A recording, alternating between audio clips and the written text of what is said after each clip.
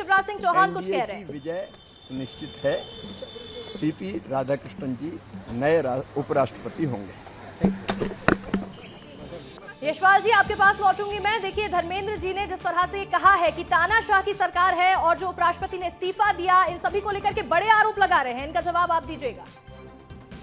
अंशिका जी, छलनी कहे सुई से तेरे पेट में छेद, जिसके पेट में इतने छिद्र हैं, इतने छेद हैं, वो हमको ज्ञान देने का काम कर रहे हैं कांग्रेस के लोग। ये तानाशाही और ये जो संविधान का जो मखौल उड़ाने का काम तो कांग्रेस ने 1975 के दशक में कर दिया था, जब देश को आपातकाल की तरफ झोंक दिया था।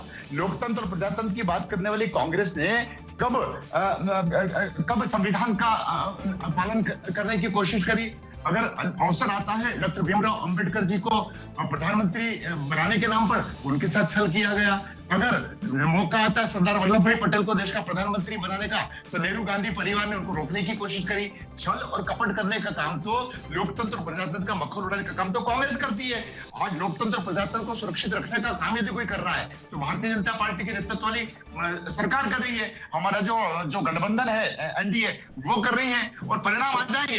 देखिए, जिस प्रकार से आपने और ब्रजेश राजपूत जी ने जो भी बताया है, जिस प्रकार से एक रिपोर्ट आपने तैयार करी है, उसके आधार पर आप कह रहे हैं और हम भी कह रहे हैं कि भारतीय जनता पार्टी के नेतृत्व में सरकार और एनडीए का जो गठबंधन है, वो भारी मतों से इस उपराष्ट्रपति के चुनाव में 15वां उपराष्ट्रपति इस देश को देने की ओर अग्रसर हो रहा है। बीजेडी, बीआरएस और अकाली दल ने तो चुनाव से दूरी बनाने का निर्णय कर लिया है। अब अंतरात्मा की आवाज अगर बात करने की बात कहेंगे तो अंतरात्मा की आवाज जो हमारा गठबंधन है भारतीय जनता पार्टी के नेतृत्व वाला, उसके साथ खड़ा हुआ है, मजबूती के साथ खड़ा हुआ है, क्योंकि हमारा नेता, हमारा नेतृत्व, हमारी नीतियां देश भर की जनता भी जानती है और सारे दल भी जानते हैं कि प्रधानमंत्री नरेंद्र मोदी जी का जो व्यक्तित्व है, जो उनका कृतित्व है, जिस प्रकार से उनका काम करने की शैली है, उससे देश किस प्रकार से आगे प्रगति के पथ पर आगे बढ़ रहा है। बिल्कुल, देखिए यहाँ पर जिस तरह से देश की प्रगति की बात की जा रही है, अगला सवाल मेरा ब्रजेश जी से होगा। ब्रजेश जी, रणनीति पर बात कर लेते हैं, क्योंकि चुनाव से पहले जैसे मैन टू मैन मार्किंग की यहाँ बात सामने आ रही है बीजेपी की, तो ये क्या रणनीति है, इस पर आप विस्तार से समझाइएगा। देखिए अर्शिका, हम लोग जो लंबे समय से राजनीति को देख रहे हैं, जानते हैं कि बीजेपी चुनाव लड़ने वाली पार्टी है।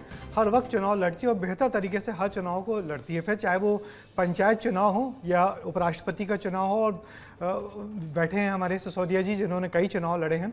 तो बीजेपी हर चुनाव को एकदम चुनाव जैसे लड़ते हैं और हर चुनाव में बड़े से बड़ा, छोटे चुनाव में बड़ा कार्यकर्ता प्रचार करने उतर जाता है। मध्य प्रदेश में नगर पालिका के चुनाव होते थे, तब भी मुख्यमंत्री शिवराज सिंह चौहान प्रचार करने पहुंचते थे। तो इस चुनाव को भी पार्टी ने, हालांकि नंबर गेम्स में बहुत मजबूत है एनडीए, तकरीबन मैं देख रहा हूँ कि 112 नंबर्स का फर्क है, जो 112 वोटर्स का फर्क है एनडीए और इंडिया गठबंधन में। जो एनडीए के पास है 427 वोट है सिक्योर, और इंडिया गठबंधन के पास है 315, दोनों का अंतर होता है 112। 112 जो वोट है वो एकदम आगे दिख रही है नंबरों के हिसाब से। कुछ क्रॉस वोटिंग हो सकती है, मगर सबके बावजूद जिस तरीके से मैन टू मैन मार्किंग की गई, अभी हमें अमृत ने बताया कि शिवराज सिंह चौहान के घर पर एक नाश्ते वाली पार्टी हुई, वहाँ से बहुत सारे सांसदों को बुलाया गया, वहाँ से वो सब वोट देने के लिए निकले हुए। हमको याद होना पड़ेगा कि एक दिन पहले अभी जो दिल्ली में बैठक हुई है, पूरे लोगों को, सारे सांसदों को इकट्ठा करके मोदी जी वहाँ थे, उन्होंने सबको बताया कि चुनाव में वोट कैसे करना है, क्या करना है। यानी कि कोई नो स्टोन अनटर्न, यानी कि कोई चूक रह ना जाए, चुनाव को चुनाव जैसे बड़ी गंभीरता से लड़ा जाए। चाहती तो पार्टी ये थोड़ी लापरवाही से लड़ सकती थी, हमारे पास बहुत सारे नंबर गेम है, मगर इतने सारे नंबर गेम, 100 वोटों का अंतर होने के बाद भी बीजेपी या एनडीए उसी अंदाज में चुनाव लड़ रही है जैसे कि कोई एक वोट को यहाँ से वहाँ नहीं हो जाए। अभी अमृत ने बताया कि मैन टू मैन मार्किंग की जा रही है, हर सांसद पे उनकी नजर है कि कोई सांसद यहाँ से वहाँ वोट ना हो, क्रॉस वोटिंग ना हो। तो इसके लिए बीजेपी बिल्कुल जद्दोजहद से लगी हुई है और बड़े बड़े नेता, जो वरिष्ठ नेता हैं, उनको जिम्मेदारी दे दी गई है। जैसे शिवराज सिंह चौहान के घर पे एक पार्टी हुई, ऐसे 4 और 5 सांसद और होंगे जिनके घरों पे एक पार्टी हुई होगी, समझाया गया होगा, सबने नाश्ता किया होगा, चाय पी होगी, वो सब एक साथ निकले हैं वोट करने के लिए। तो बीजेपी चुनाव लड़ने वाली पार्टी है और इस चुनाव को भी बहुत मजबूती से लड़ रही है। ये बात अलग है कि उनके पक्ष में नंबर गेम बहुत ज्यादा है। बिल्कुल, देखिए ब्रजेश जी, नंबर गेम की अगर बात की जाए, एनडीए उसमें बहुत आगे है। जैसे कि आपने बताया 112 नंबर्स का अंतर है, लेकिन इसके बावजूद जो गंभीरता है वो साफ तौर पर समझ आ रही है। मेरा सवाल होगा, कांग्रेस प्रवक्ता हमारे साथ धर्मेंद्र जी जुड़े हुए हैं। धर्मेंद्र जी, देखिए गंभीरता की यहाँ बात की जा रही है और एकजुटता का भी यहाँ सवाल उठता है, क्योंकि बीजेपी जब भी चुनाव में उतरती है तो एकजुटता के साथ, पूरी रणनीति के साथ आगे आती है। तो क्या वजह है जिस वजह से कांग्रेस पीछे रह जाती है? देखिए, नरेंद्र मोदी जी अपना इकबाल खो चुके हैं। अगर आप सही मायने में देखना चाहेंगे तो नरेंद्र मोदी जी पर इस समय ना तो इनके सांसदों का कोई विश्वास है और ना ही भारतीय लोकतंत्र का कोई विश्वास है। उसका सबसे बड़ा कारण है कि मोदी शाह केवल अपनी चलाते हैं। भारतीय जनता पार्टी के जो चुने हुए सांसद हैं, मंत्री हैं, वो खुद परेशान है।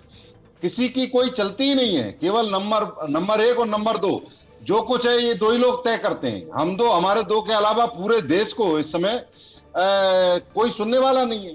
इन लोगों ने पूरी बीजेपी को कंट्रोल करके रखा है। आप इनके खिलाफ कुछ बोल नहीं सकते। आप बताइए, क्या आपने आजाद भारत में कभी उपराष्ट्रपति का ऐसी विदाई कहीं देखी है? बिना फेयरवेल के उपराष्ट्रपति की विदाई हो गई, किसी को पता तक नहीं है। और ये बीजेपी के प्रवक्ता पूर्व विधायक यहाँ बात कर रहे थे, डॉक्टर अंबेडकर साहब को महाराष्ट्र में कांग्रेस पार्टी ने अपने एक सांसद से इस्तीफा दिलाकर सदन में भेजने का आपका एक बड़ा सवाल है धर्मेंद्र जी। आप जो सवाल बार बार उठा रहे हैं बीजेपी के ऊपर कि उपराष्ट्रपति को कोई फेयरवेल नहीं मिला और वो कहां गायब हो गए, इसका जवाब देंगे यशपाल जी। यशपाल जी, उपराष्ट्रपति कहां गायब है? नहीं, कहीं गायब नहीं है। वो भारतीय जनता पार्टी के प्रति आस्था और निष्ठा रखने वाले हमारे बड़े अनुभवी नेता हैं और कहीं किसी प्रकार की कोई विरोधाभास नहीं है। तो हम तो कांग्रेस से पूछना चाहेंगे कि जिस प्रकार से ब्रजेश जी राजपूत जी ने भारतीय जनता पार्टी के नेतृत्व वाली सरकारों का और किसी जिम्मेदारी रहती है, नगरपालिका से लेकर के जिला पंचायतों से लेकर अपनी भूमिका का निर्वहन करते हैं। राहुल गांधी जी कहाँ है? अभी देश में उपराष्ट्रपति का चुनाव आ रहा है और राहुल गांधी जी विदेश यात्रा पर जा रहे हैं। आपके नेता को तो फुर्सत नहीं मिलती है। जैसा ब्रजेश जी ने कहा है, हम ब्रजेश जी की बात से सहमत हैं। हम छोटे से छोटे चुनाव को भी गंभीरता से लेते हैं। अभी चुनाव की बात आ रही है, उपराष्ट्रपति जी का चुनाव जिस प्रकार से हो रहा है, जिस प्रकार से 112 वोट तो बढ़त में ही है, वैसे ही बढ़त में है आंकड़ों के हिसाब से। और आगे हम देखेंगे तो अंतरात्मा से एनडीए के गठबंधन को और अधिक वोट मिलेंगे। रिजल्ट आज शाम को 6 बजे ही आना है। धर्मेंद्र जी, बड़ी बड़ी बातें मत करिए। जमीन कांग्रेस की पूरे देश में खिसक चुकी है। अंजलि जी, यशपाल जी, मेरे सवाल का जवाब दे दिए, मगर ये क्या वजह है कि चुनाव हो रहा है नए राष्ट्रपति का, कांग्रेस या जो इंडिया गठबंधन है बात कर रही है पुराने उपराष्ट्रपति की, उपराष्ट्रपति के नए उपराष्ट्रपति को चुनने जा रहे हैं, मगर बार बार मुद्दा पुराने उपराष्ट्रपति क्यों बन रहे हैं? इस पे क्या कहेंगे आप? मैंने पुराने राष्ट्रपति क्या बोल रहे हैं विजय जी? मैंने पुराने उपराष्ट्रपति क्यों इस चुनाव में मुद्दा बन रहे हैं? अभी थोड़ी देर पहले सचिन पायलट ने भी कहा, अखिलेश यादव ने भी कहा। अखिलेश यादव ने दावा किया कि नए उपराष्ट्रपति के चुनते ही पुराने उपराष्ट्रपति प्रकट हो जाएंगे, यानी कि मुद्दा पुराने उपराष्ट्रपति बन रहे हैं। तो पुराने उपराष्ट्रपति जी को मुद्दा क्यों बनाया जा रहा है नए राष्ट्रपति चुनाव में? क्या कहेंगे आप? बेमतलब का बेबुनियाद मुद्दा कांग्रेस उठाने की कोशिश करती है और धराशायी होती है, बैकफुट पे आती है। पुराने उपराष्ट्रपति का कोई मुद्दा ही नहीं है। अगर वो पद से विमुक्त हो गए हैं तो लोकतंत्र के अंतर्गत, संविधान के अंतर्गत नए उपराष्ट्रपति का चुनाव कराया जाना नितांत आवश्यक है। और जैसे ही उन्होंने इस्तीफा दिया था, नोटिफिकेशन हो चुका था और नोटिफिकेशन के बाद जिस प्रकार से चुनाव की प्रक्रिया प्रारंभ हो रही है, हम उस दौर को देख रहे हैं और शाम को 6 बजे परिणाम आ जाएंगे। दुर्भाग्य तो आज इस चुनाव को लेकर के इस बात का है। अखिलेश जी क्या बयान दे रहे हैं, धर्मेंद्र जी क्या बयान दे रहे हैं, अन्य कांग्रेस के नेता क्या बयान दे रहे हैं? बयान तो 8 सेवानिवृत्त जजों ने दे दिया है, जिनका एक पत्र कल वायरल हुआ है। नहीं, मगर वोट मांगने वाले तो जगाने के लिए कोशिश कर रहा हूँ। I did not say there will be cross voting. I don't know what is cross voting. क्या कहेंगे सर, प्रायोरिटी क्या होगी आपके जीतने के बाद? अब इससे पहले बात कर चुके हैं ना। लेकर होम मिनिस्टर ने बहुत सारी बातें कही। सर अब क्या पूछ रहे हैं भाई? अब क्या पूछ रहे हैं आप? कितने दिन के बाद आप पूछ रहे हैं? रोज बोलते रहूंगा क्या मैं वही बात को? थैंक यू, कहना चाहेंगे आज के दिन? Thank you, thank you, thank you, thank you. देखिए, बी सुदर्शन रेड्डी आज मीडिया से बात करने से ही मना कर रहे हैं और कह रहे हैं कितनी बार वो जवाब देंगे। हमारे जो साथ जुड़े हुए हैं, यशपाल जी, आप जवाब दे रहे थे, लेकिन आपने जिस तरह से कहा कि ये मुद्दा ही बेबुनियाद है, तो वहीं धर्मेंद्र जी भी कुछ कहना चाह रहे थे। धर्मेंद्र जी, आप कहिएगा। देखिए, ये झूठ और जुमलेबाजी करने वाले बीजेपी के लोग हैं। मैंने इनसे 2 सवाल किए। क्या कारण था कि उपराष्ट्रपति को इस कदर बेइज्जत किया गया? क्यों वो आज तक देश के सामने नहीं आए? क्या भाजपा का कोई नेता आज तक बता पाया? किसी नेता का? ब्रजेश जी बहुत वरिष्ठ हैं, ब्रजेश जी ने पॉलिटिकल लोगों को सबसे ज्यादा कवर किया है, मैं बड़ा सम्मान करता हूं। ब्रजेश जी, आप ही इनसे सवाल कर पूछना, क्या बीजेपी के शीर्ष नेतृत्व से लेकर नीचे तक के किसी नेता ने यह बता पाया कि जगदीश जी कहाँ हैं और किस कारण से उनको ऐसी मतलब बेइज्जत कर सदन से जाना पड़ा? मतलब फेयरवेल तक नहीं किया, और उसके बाद आज तक वो देश के सामने नहीं आए, कारण तक नहीं बताया वो बीमार हैं या क्या पॉलिटिकल कारण रहे, किस कारण से बीजेपी ने उनसे इस्तीफा लिया।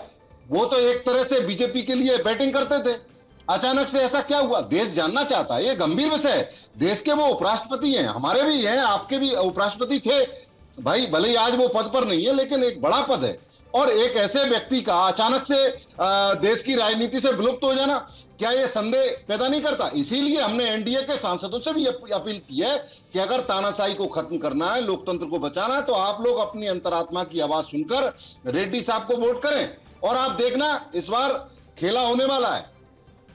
खेला होने वाला है। सिसोदिया जी, मुझे ये बताइए कि इस बार पूरा फोकस साउथ इंडिया क्यों है? माने दोनों प्रत्याशी दक्षिण से क्यों लिए गए हैं?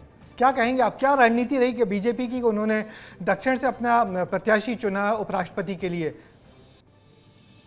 नहीं, ऐसा नहीं है। देखिए, भारतीय जनता पार्टी का नेतृत्व वाला संगठन और जनप्रतिनिधिगण सारे राज्यों की जो भौगोलिक स्थिति है, जो समीकरण है, उसके आधार पर बात करते हैं। और देखिए, अभी जिस प्रकार से रेड्डी जी का आपने वक्तव्य सुनाया, कितनी चिड़चिड़ाहट में है, कितनी बौखलाहट में है। उनको लग रहा है कि क्रॉस वोटिंग होंगे, हमको मात खाना पड़ेगी, और भारतीय जनता पार्टी के नेतृत्व वाली जो एनडीए का गठबंधन है, वो गठबंधन बढ़त की ओर आएगी। और हम तो ये जानना चाहेंगे, आप बड़ी बड़ी बातें कर रहे हैं धर्मेंद्र जी, आप ये बता दीजिए कि राहुल गांधी जी बार बार विदेश यात्रा क्यों कर लेते हैं, और अभी उपराष्ट्रपति के चुनाव में अरे आपको जानकारी नहीं है, वहां पर 8 सांसद उनके साथ गए थे, आप ही के समर्थक दल के। एक एक करके बोलिएगा यशपाल जी, अपनी बात पहले पूरी रखिए। आपको जानकारी नहीं है शायद, वहां पर 8 सांसद पहले से थे, उनको साथ लेने के लिए राहुल जी वहां गए थे, और उसी का परिणाम आपको शाम तक दिख जाएगा, आप चिंता मत करिए।